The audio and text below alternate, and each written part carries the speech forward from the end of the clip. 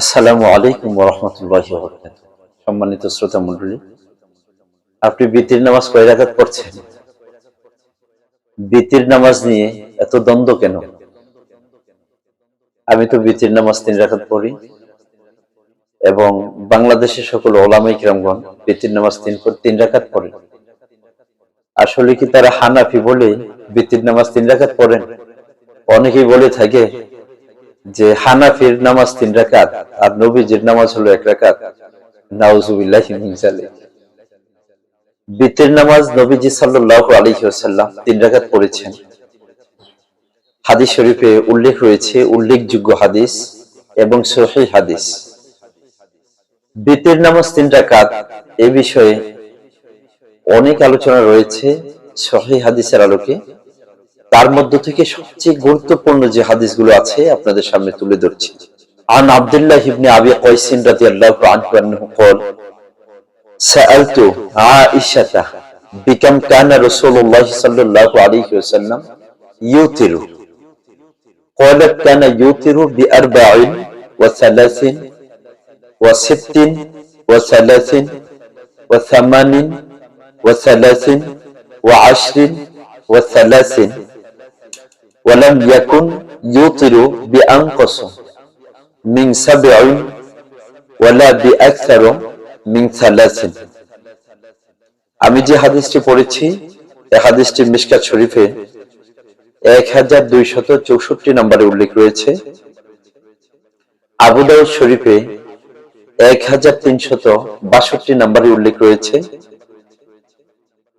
বাইহাকি শরীফের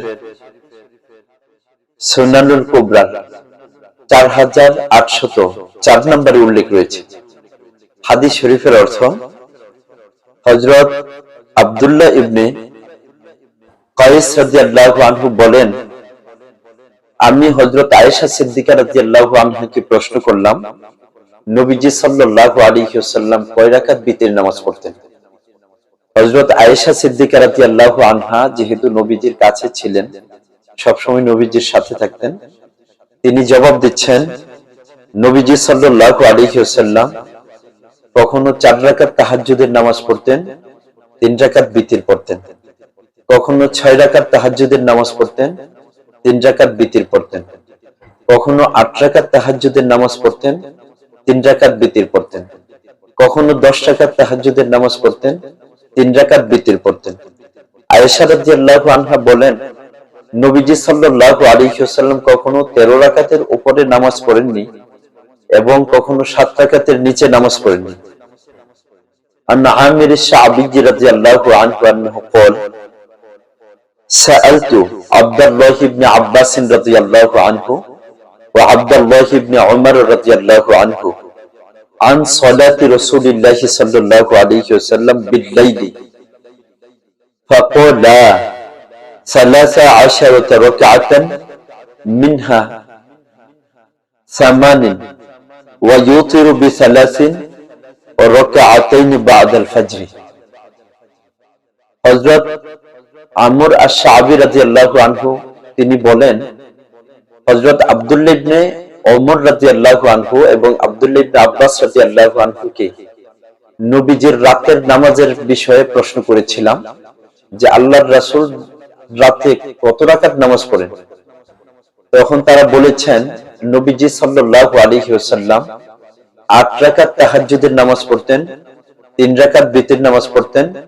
ফজরের সময় চলে আসার পরে নবীজি সাল্লাল্লাহু আলাইহি ওয়াসাল্লাম 2 রাকাত ফজরের সুন্নত পড়তেন। হাদিসটি উল্লেখ রয়েছে সহিহ ইবনে মাজাহ 1361 নম্বরে, আবু দাউদ শরীফের 1338 নম্বরে, আবু দাউদ শরীফের 1365 নম্বরে, জামিউস সগীরের 4996 নম্বরে, মিশকাত শরীফের 1191 নম্বরে হাদিসটি উল্লেখ রয়েছে। হাদিসের মান সহিহ। প্রথম যে হাদিসটি পড়েছি ওই হাদিসের মানও সহিহ। আরেকটি চমৎকার হাদিস হলো আন আব্দুল আজিজ ইবনে جريج قال سألنا عائشة رضي الله عنها بأي شيء كان يوتر رسول الله صلى الله عليه وسلم قالت كان يقرأ في الأولى بسبح اسم ربك الأعلى وفي الثانية قل يا أيها الكافرون وفي الثالثة قل هو الله أحد হযরত আব্দুল আজিজ ইবনে জুরাইজ বলেন, আমরা কিছু লোক হযরত আয়েশা সিদ্দিকা রাদিয়াল্লাহু আনহাকে প্রশ্ন করলাম, আপনি যে বলেছেন নবীজি সাল্লাল্লাহু আলাইহি ওয়াসাল্লাম 3 রাকাত বিতির নামাজ পড়েন, তো নবীজি সাল্লাল্লাহু আলাইহি ওয়াসাল্লাম 3 রাকাত বিতির কোন কোন সূরা দিয়ে পড়েন? হযরত আয়েশা সিদ্দিকা রাদিয়াল্লাহু আনহা বলেন, নবীজি সাল্লাল্লাহু আলাইহি ওয়াসাল্লামকে দেখেছি তিনি প্রথম রাকাতে সূরাতুল আ'লা পড়তেন, সাব্বিহ ইসমা রাব্বিকাল আ'লা। দ্বিতীয় রাকাতে সূরাতুল কাফিরুন, কুল ইয়া আইয়ুহাল কাফিরুন পড়তেন। তৃতীয় রাকাতে সূরাতুল ইখলাস তথা কুল হুয়াল্লাহু আহাদ পড়তেন।